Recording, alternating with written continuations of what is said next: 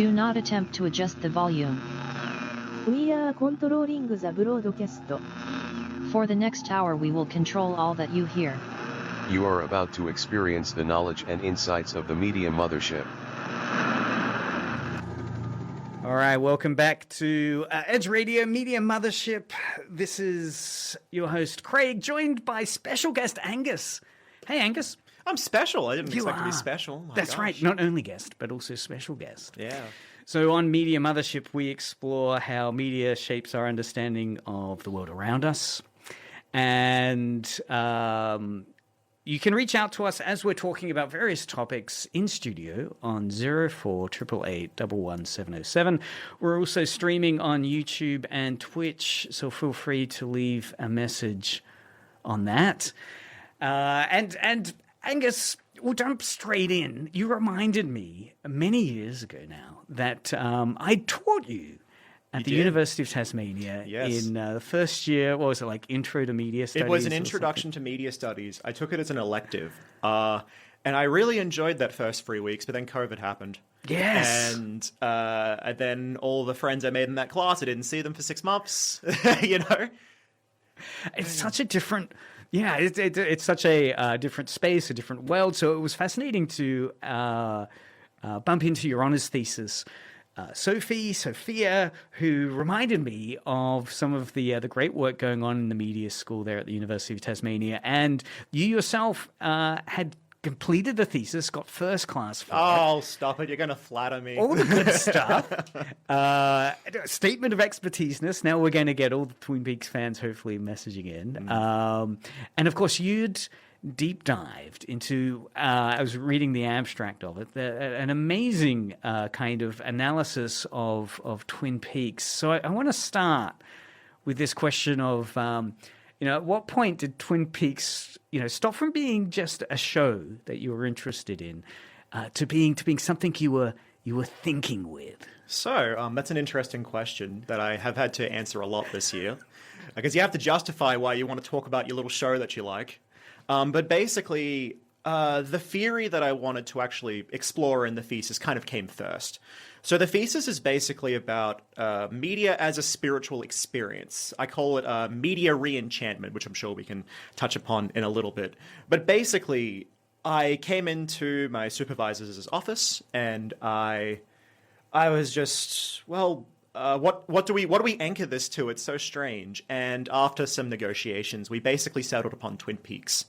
This is for a couple of reasons. The first reason being that, co-creator David Lynch died at the beginning of last year. Right. So it was kind of it was on my brain. I was thinking about it. And the second thing was Twin Peaks has a really strong filmic element, an oral element, and a televisual element.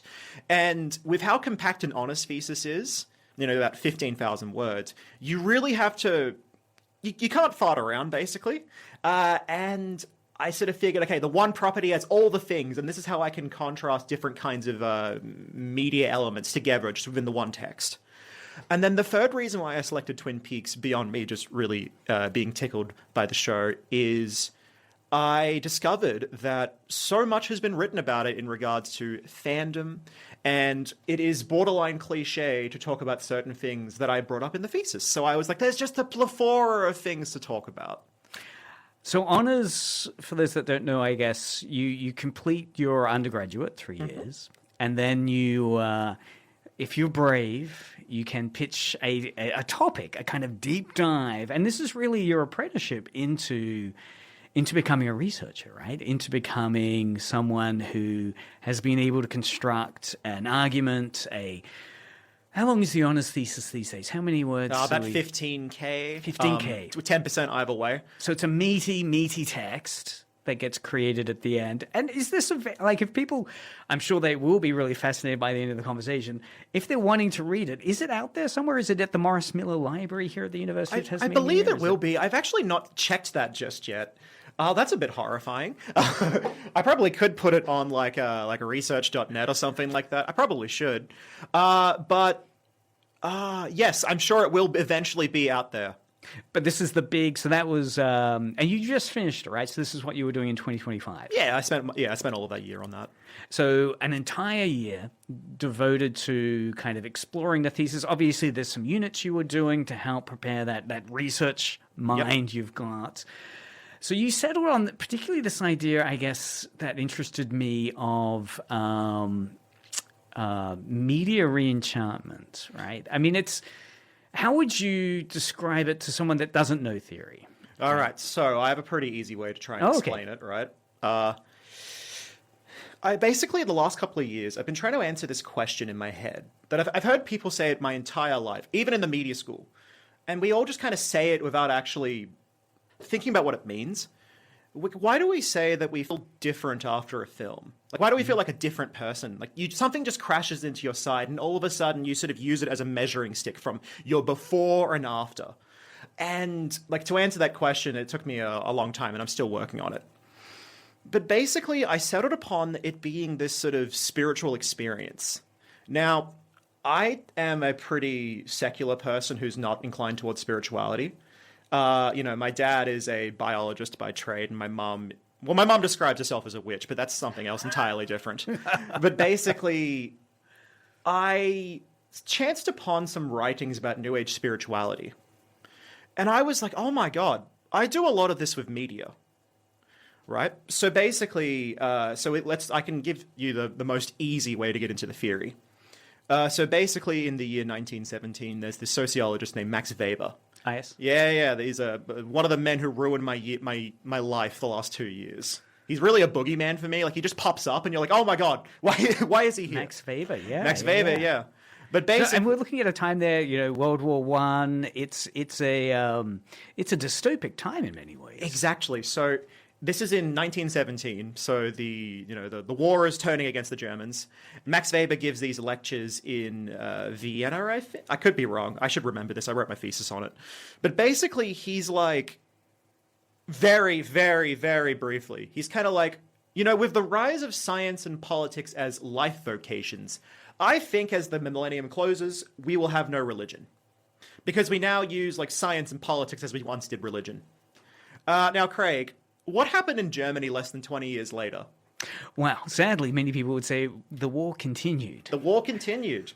And we have this authoritarianism and Nazism pop up. So scholars, so this is like Eric Fromm, a whole bunch of people, they sort of described authoritarian re-enchantment.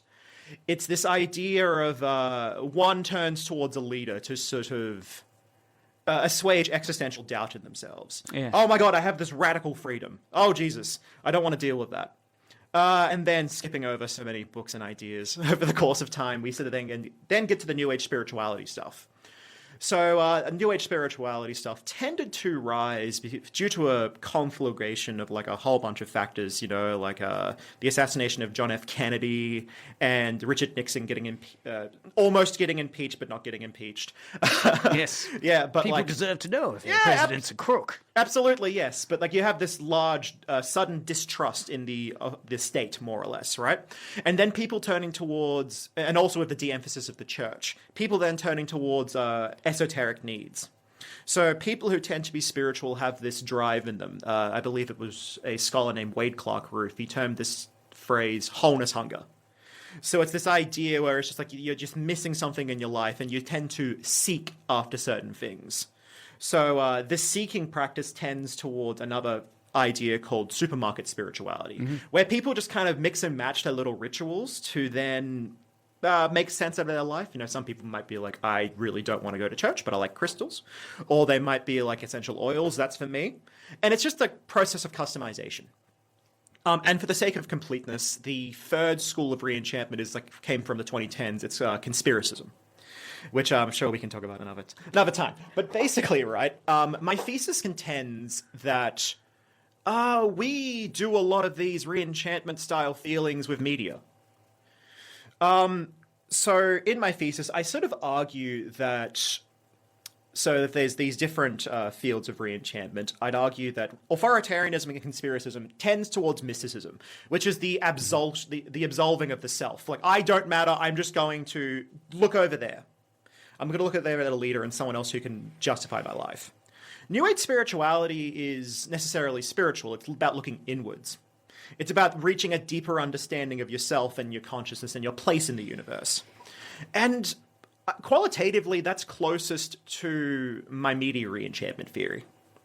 Because it's not about mysticism, it's about a deeper understanding of the self. But, and I must shout out my supervisor, Sophia, who made this amazing comment to me, and is one of the best parts of the thesis. One typically doesn't start seeking after a film. You know, we don't, like, basically, the New Age spirituality person seeks out experiences for the sake of fulfilling wholeness hunger, of satiating their dread. Whereas, like, with a movie, you tend to just, like, chance upon it randomly, and then you're like, oh my god, something's different in my body now. Right? So, like, there's many different, like, little individual bits that sort of happen with that, right? Yes. And then I'm combining that. Because my thesis wasn't ambitious enough as it was, I'm like, okay, this spirituality is media stuff. It goes right back to the origins of media studies. It goes right back to the Frankfurt School. So in particular, I cite this scholar from the 1920s and 30s. His name was Walter Benjamin. Yep. I always feel like a bit of a wanker when I say Walter Benjamin. You know, these Germans, you have to pronounce their names all wrong. Yes. Right, rather. But basically, he had this theory of, he called it aura, which is a very contemporary meme term at the moment, which I thought was very funny. That's right, yes, because you have terms like aura farming. Aura farming, yeah. You have no idea how many times I heard that this year. Oh, my God.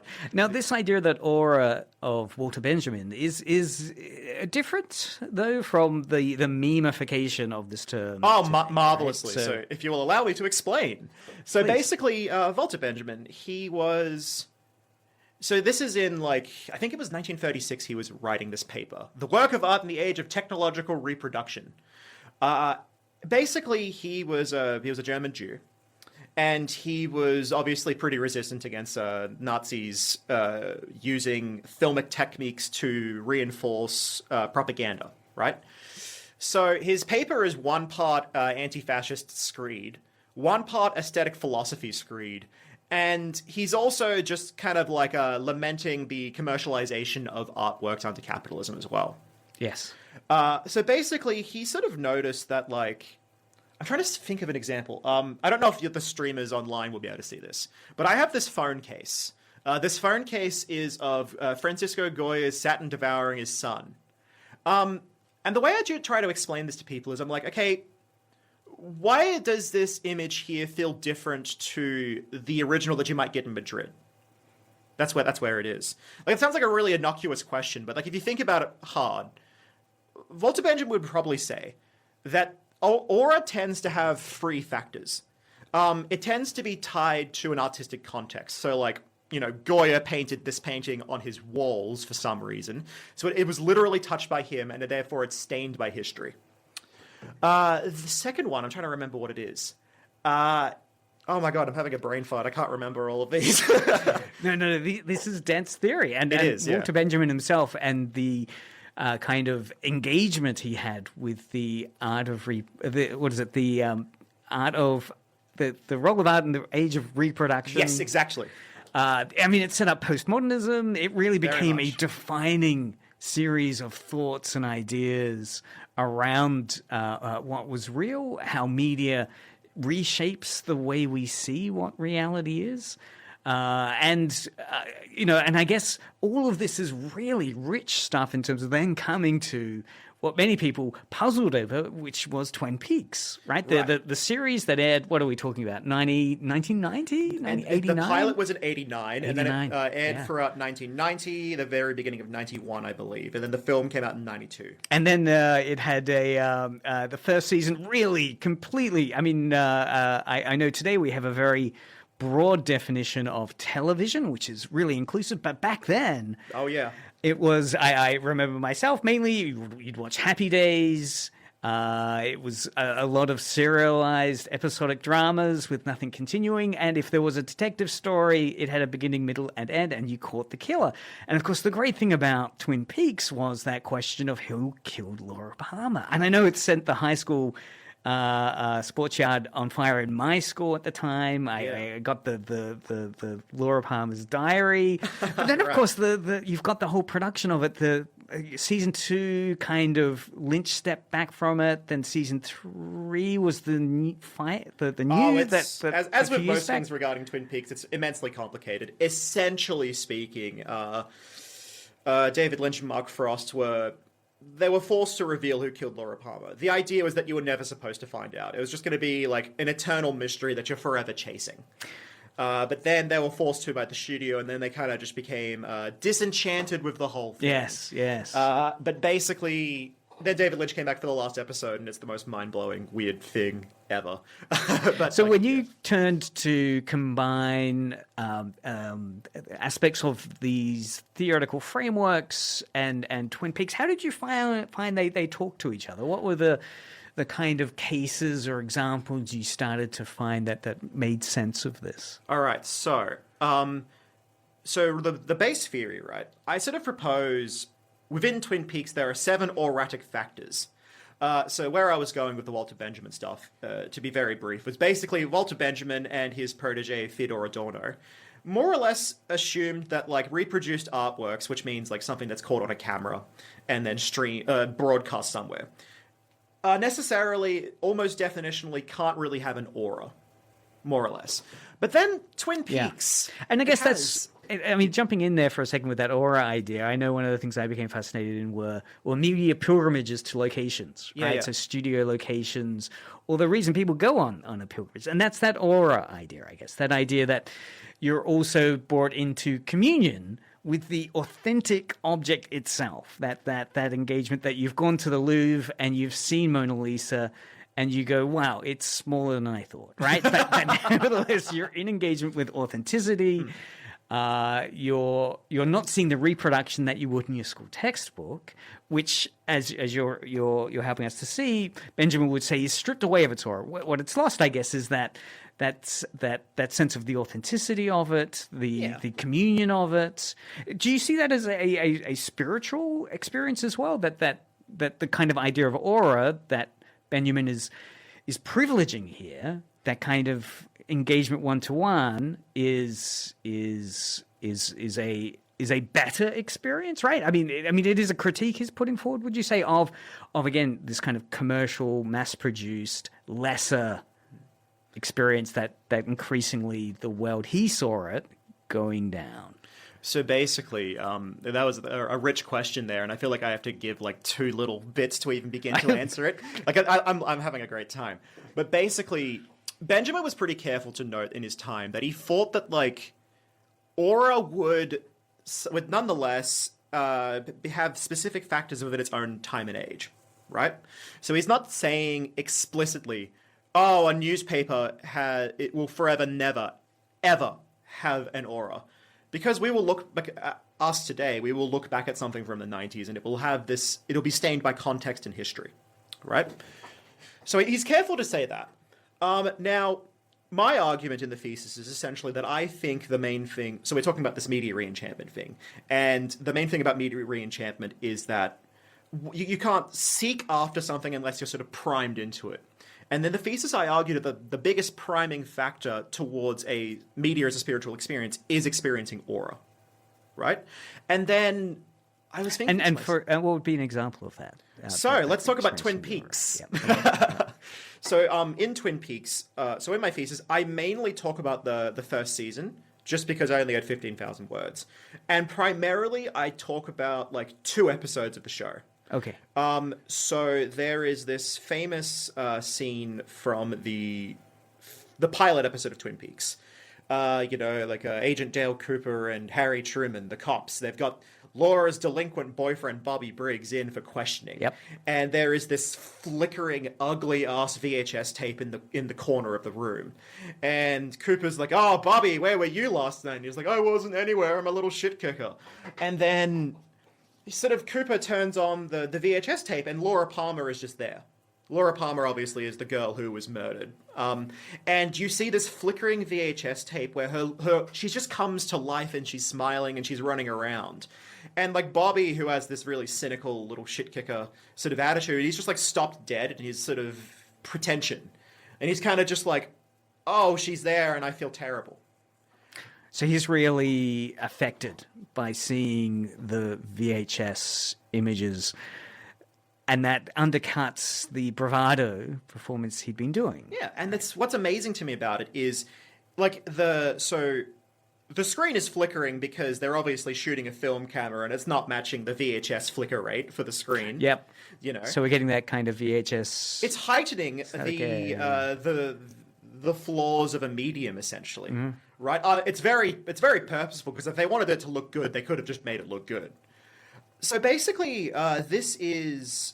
I gave a talk for a class this semester, and I described this as my most unhinged auratic factor. I call what's happening in this particular scene hauntological technosis. Okay. Hauntological technosis. I love it. Hauntological technosis. So I think we have to start off with the first half. Let's start off with the technosis stuff. So this is like an extremely strange media scholar. He made a particular name of himself in the 90s named Eric Davis. And he likewise saw this correlation between communication technology and spirituality. So Gnosis, Gnostic, is obviously a variety of like a pagan religion that goes back further beyond like ancient Greece and stuff. But basically, Eric Davis argues that... How can I put this simply? I don't really know how my phone works. Ah, yes. You know, like, I mean, like, I understand the concept of Wi-Fi. I understand that somehow wiggly air goes into my phone, and then all of a sudden I can look up what the weather is like in Argentina. I understand that there's a scientific reason for all of this, but, like, to me, who doesn't really understand technology, it's basically magic. In a strictly emotional sense. And so Eric Davis originally applied this theory to the internet.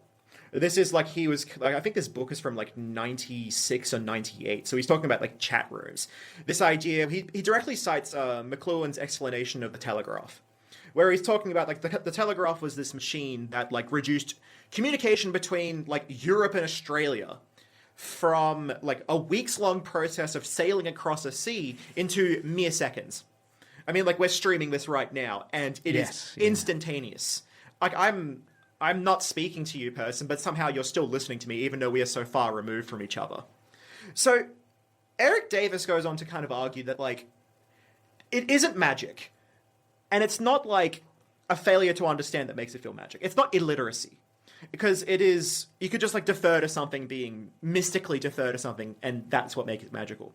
Rather, it is somehow scientists of all varieties have like conjured something amazing into the world.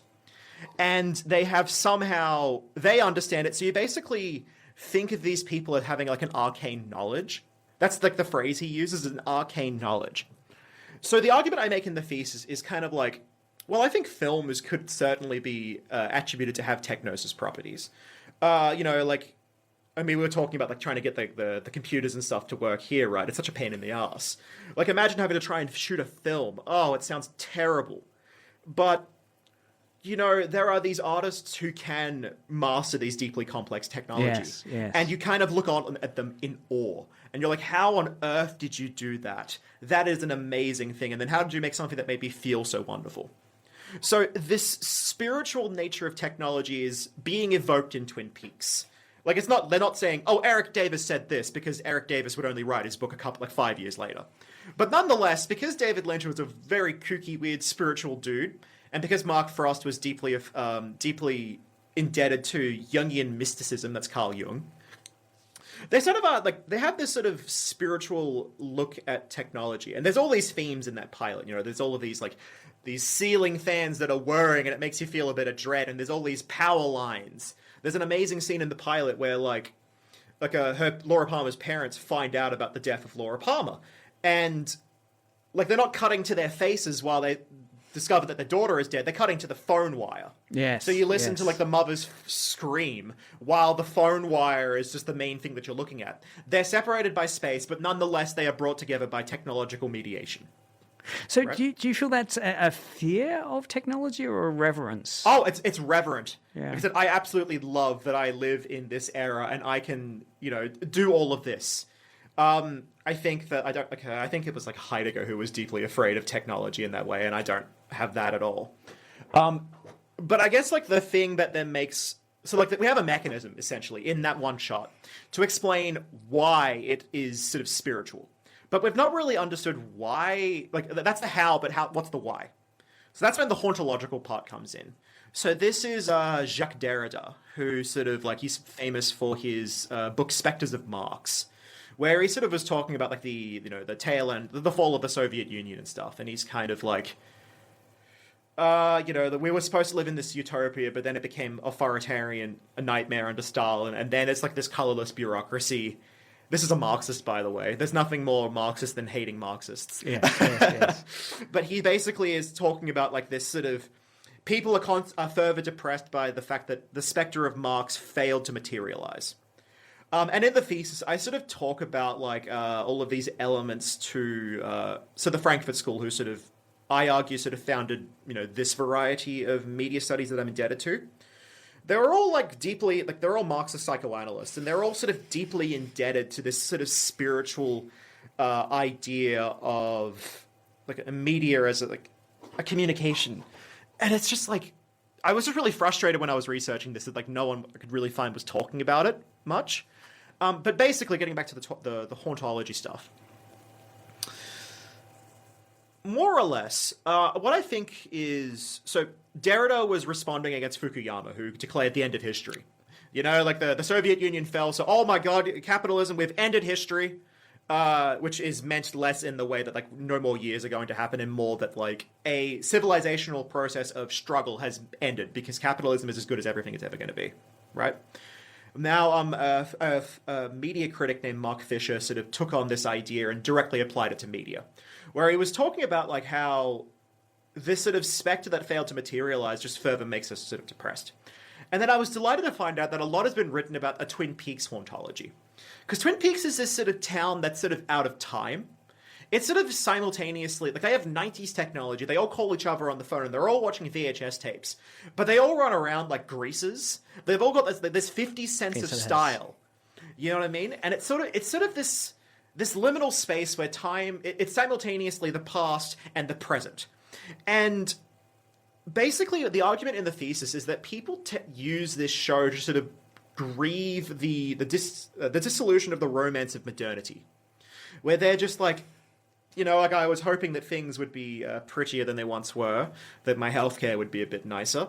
And then the act of like grieving Laura Palmer, this young girl who should have gone on to have lived a wonderful life, but she was killed suddenly, which is also a critique on like patriarchal misogyny, so on and so forth. It is this way for an audience to sort of practice grieving in their own life, this sort of comfortable, safe space. I likewise make a similar point in my thesis when I talk about like similarities with fairy tales, which is like I don't know if you want to get into that, but that's a whole thing. Yeah, I would love to move towards the fairy tale point. The interesting aspect, though, of what you've raised around as you were talking about Twin Peaks and that crisis of modernity, and in particular, I want to look a little deeper into that relationship with audiences and fans. Because, of course, as you were saying, Twin Peaks really coincided with the emergence of fan theories beginning to gain popularity in academia.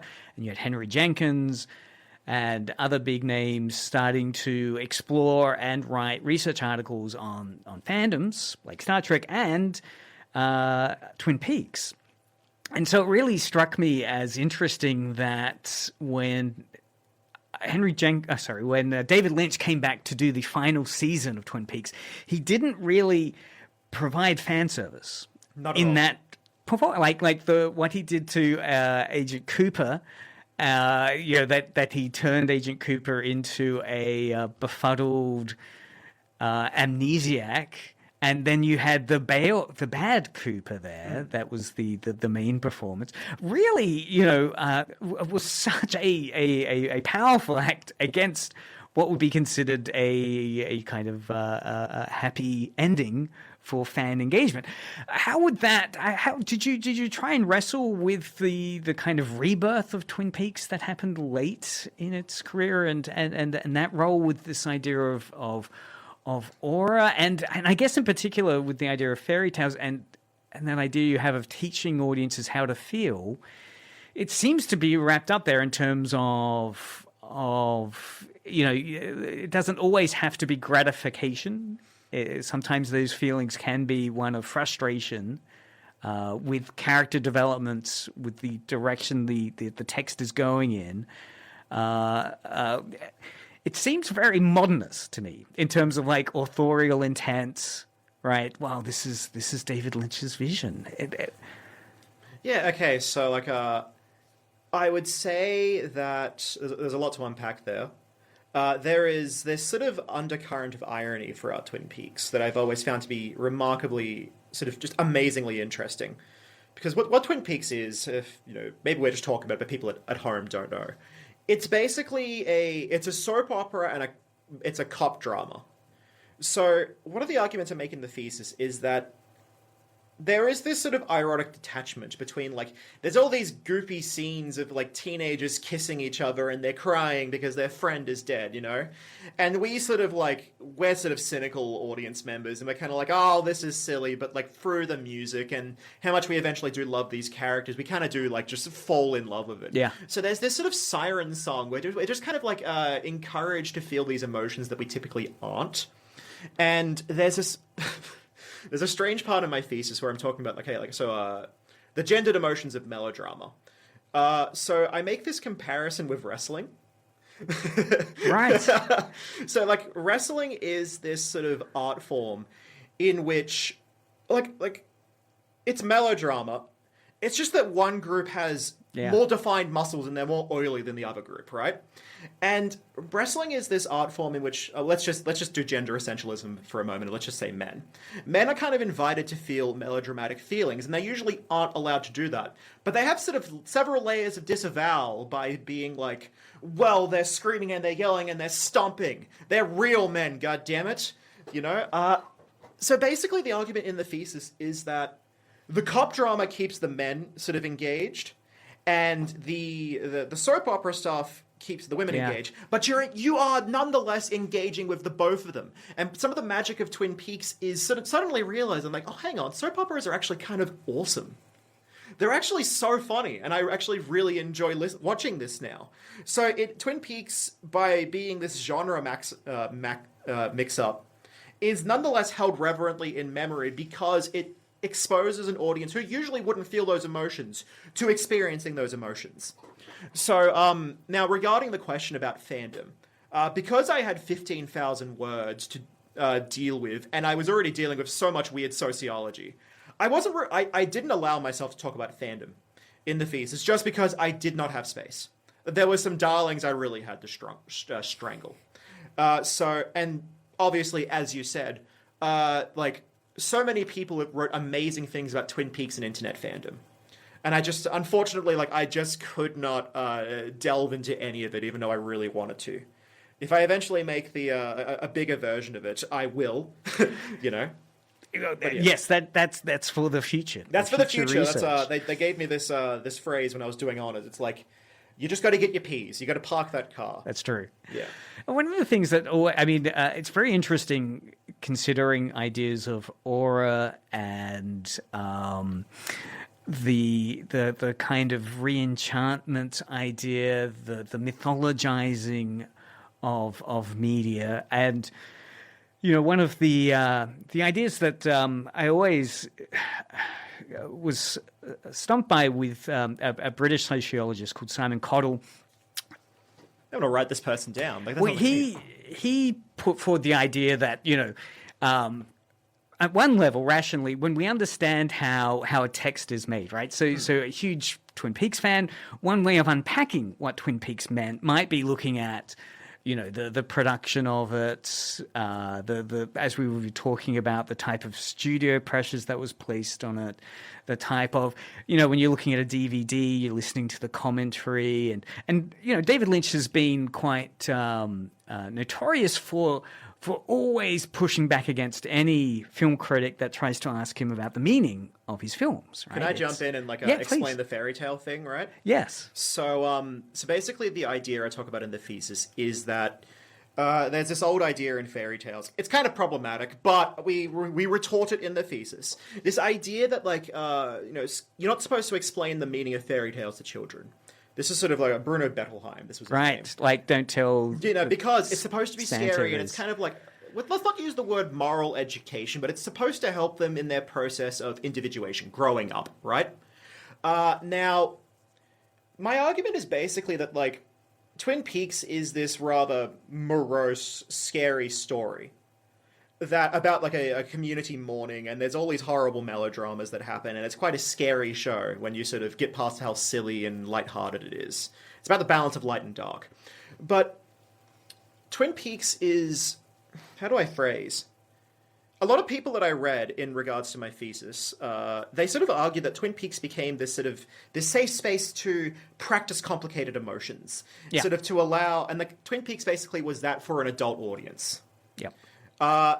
And basically what I think happens is, so there's that famous David Lynch quote where he's like, there's this film critic, and David Lynch is like, Eraserhead's my most spiritual film, and the film critic's like, can you elaborate on that? And he's like, no! More or less, David Lynch, he's kind of performing the role of the mystic. Because if he ever deigned to actually explain what happened in the show, it would essentially disenchant the artwork for his audience, and they wouldn't think about it anymore. So essentially, he's trying to keep the re-enchanted media artifact alive.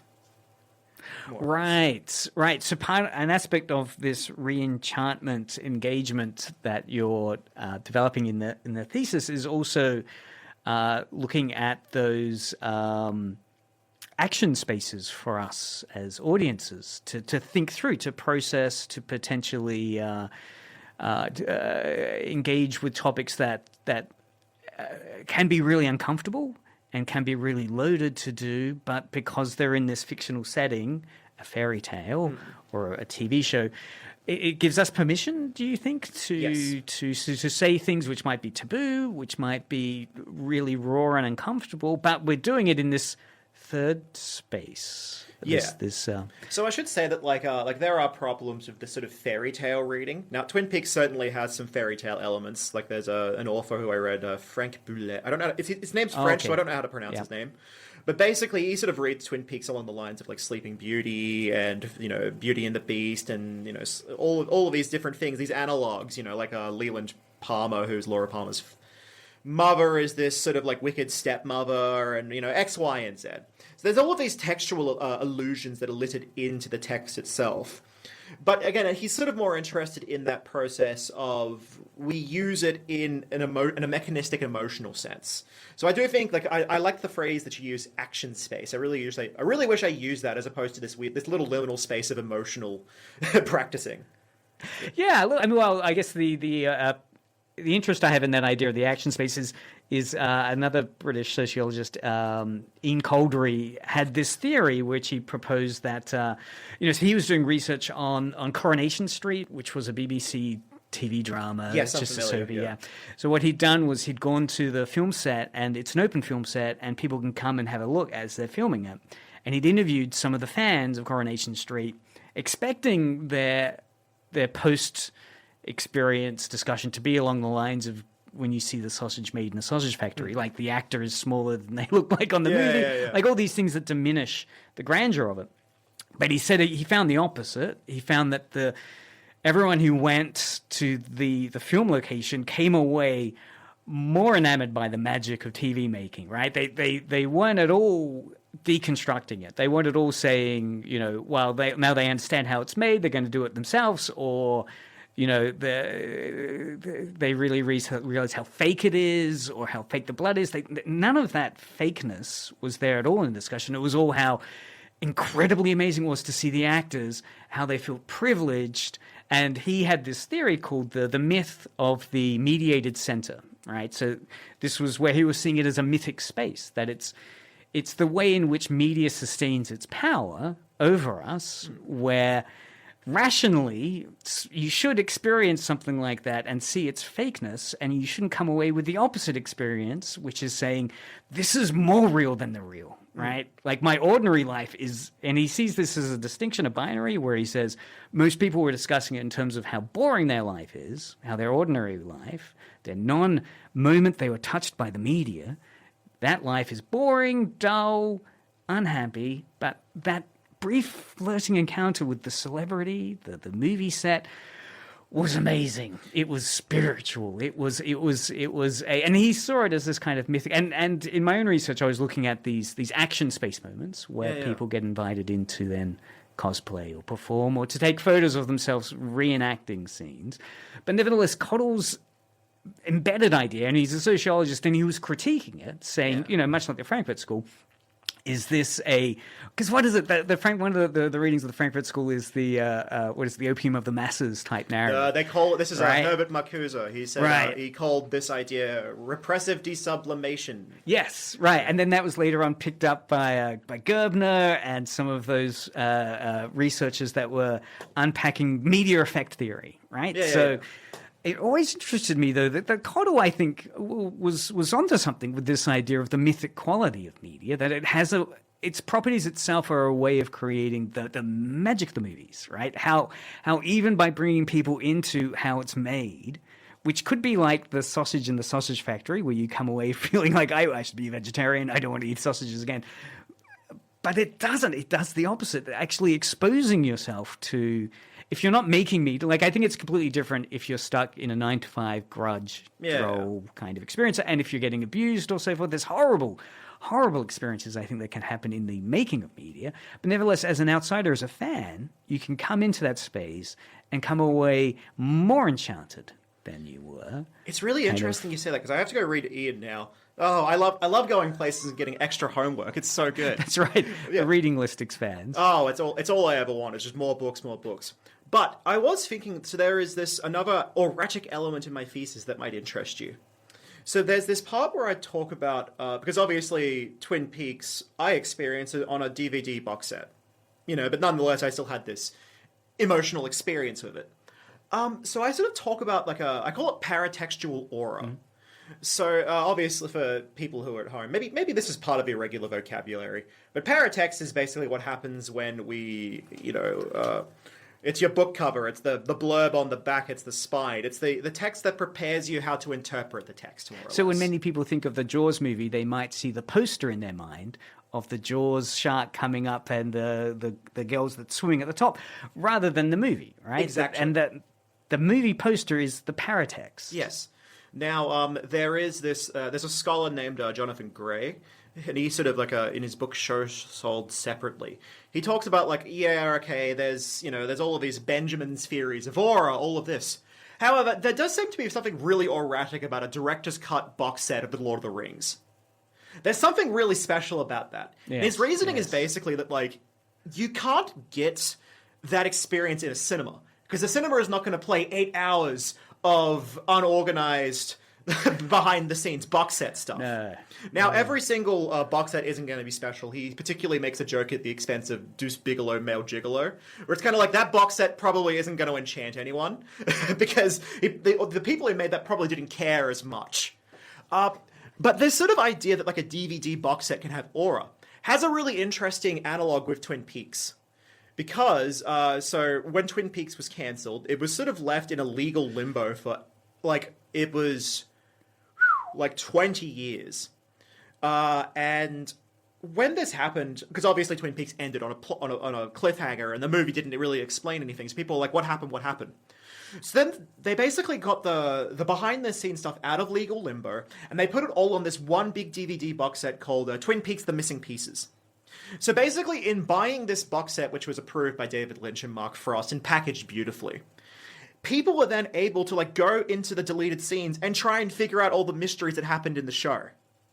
Yes, yeah. Those kind of what is it? Not cognitive dissonance. Those kind of Jenkins talks about it with the Origami Unicorn, right? Yeah, okay. These moments of narrative additions Yes. that are made, where suddenly The ways in which like the text outside the text helps you sort of like experience the text. Like his essay on like the Matrix was in my mind when I was writing that part. Yeah. Interestingly, I just watched a YouTube, I think it was the guys from Colander, and they were doing one of those rankings of CG films. Yeah. And they were specifically talking about the box set of Lord of the Rings as their reason of getting into the industry, right? That idea of the way in which the paratext communicates to, I guess they would have been in their teens. So they watched this legendary Lord of the Rings box set, and it communicated to them a whole idea of identity and engagement, which then, again, in terms of action spaces, then got them into the narrative they tell about their career. Right, Yes. their narrative is anchored in the paratext. Right, it's not like, yes, I was in the cinema, because you think of interviews with Scorsese and so forth, and they'll privilege the kind of dark cinematic space, which is certainly valid and there and mythic. But then it's fascinating that these celebrated CG YouTube commentators and professionals themselves were privileging the Blu-ray or DVD box set as the origin story for their career. And it's the paratext, right? Yeah. So look, I think it is such a dense media environment we're in at the moment. So the language that you're exploring this through is really fascinating. That kind of re-enchantment. I mean, do you feel there's any fear of a kind of again, to go back to that opium of the masses idea, is an enchantment? Is there a threat that we are from a critical point of view, for those people that might criticize this, they might say, well, isn't this dumbing us down? Isn't this a kind of a media effect where we're getting distortions of reality? When we're not experiencing reality, we're getting these weird views of what the mafia are. We're getting these weird views of what Japan is, that it's this kind of, anime wonderland, right? That it's a distortion, it's not reality, and people sometimes have lost that distinction. Is there any threat of that? Oh, there's so many. Like it's basically, again, I have to keep in mind that I only had so many, like, a word budget to be playing with. But of course, the conclusion is, like, I had to sort of list a couple of shortcomings of the thesis, and a big one was that, like, I really do worry that, like, let's say the media re-enchantment thing is people are like, yes, this is excellent, this is brilliant, this is His Majesty the Ego speaking, but like, if that did happen, I do worry that, like, that idea of repressive desublimation could be built into it. It's this idea, it's like, I use this piece of art to express my feelings, and then I go back to work the next day and I'm a more complacent worker. You know what I mean? I do very much worry about that. And I also do extraordinarily worry about this correlation that then happens when we sort of obsess over media, where we start to correlate, like, taste and identity, when we start judging people's intelligence based upon the movies that they like. And in the thesis, I kind of had to say, like, hey, look, that's like a PhD project and a half. I can't bring it up right now, but discontents will begin to arise. And I was explaining to Craig before we sort of, like, started the podcast that, like, the thesis is essentially, so I'm working on a book, and the thesis is basically, like, it would have been the hardest hypothesis to get right in the book if I did it by myself. But the book is kind of about that.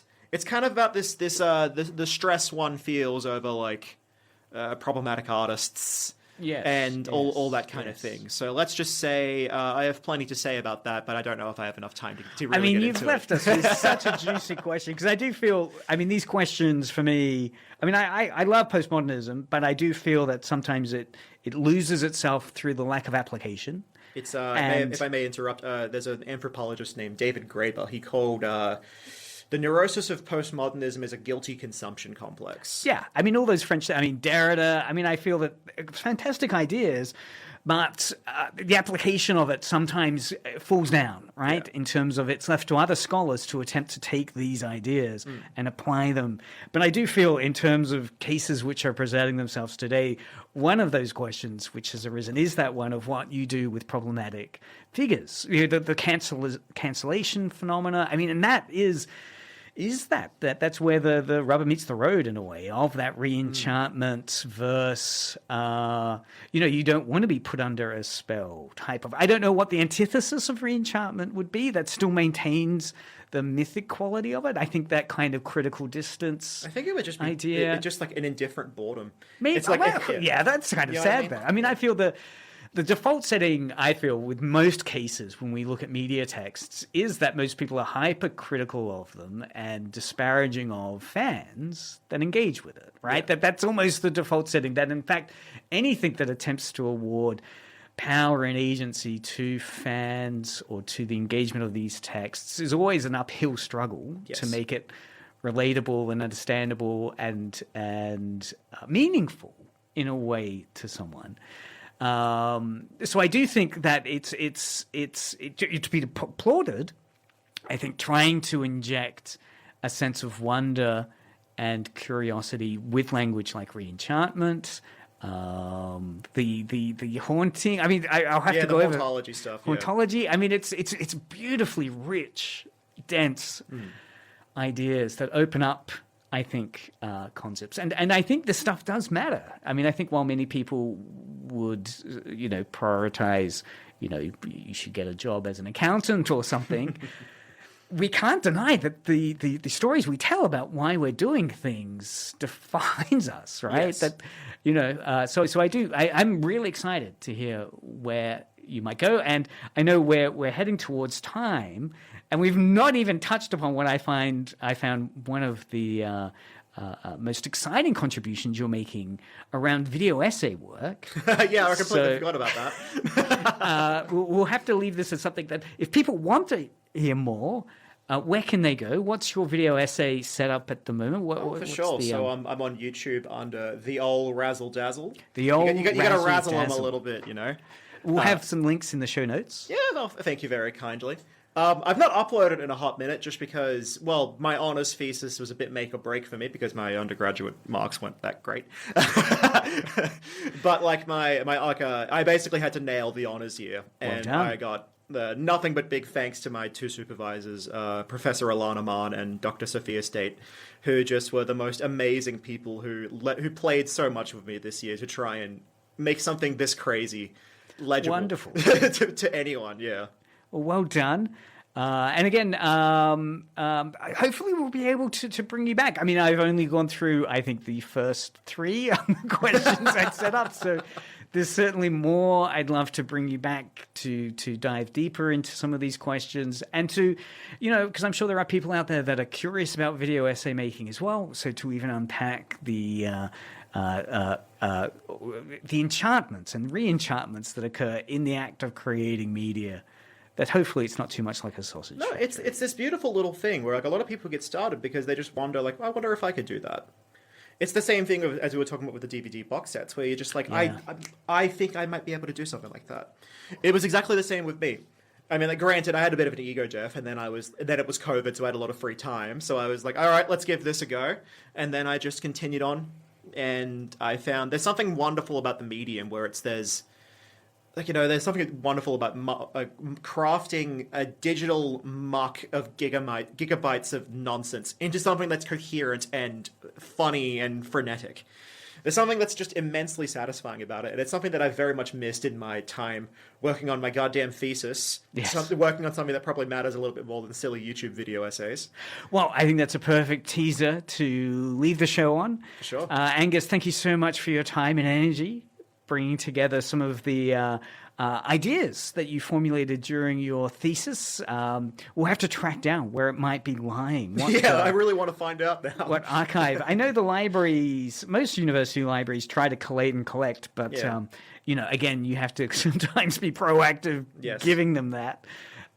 So if you are interested, though, again, we'll put in the show notes the YouTube channel. What was it called again, Angus? The old Razzle Dazzle. The old Razzle Dazzle. There's a whole ton of stuff. I know I was enthralled because my daughter's playing Silent Hill 2. You've got a great one that dives into that. And Oh, yeah, that's the a bleak rehearsal. one. It's very personal. So a whole ton of stuff where you explore various media and popular culture. So worth checking out. That's the show for today. Listen in next week.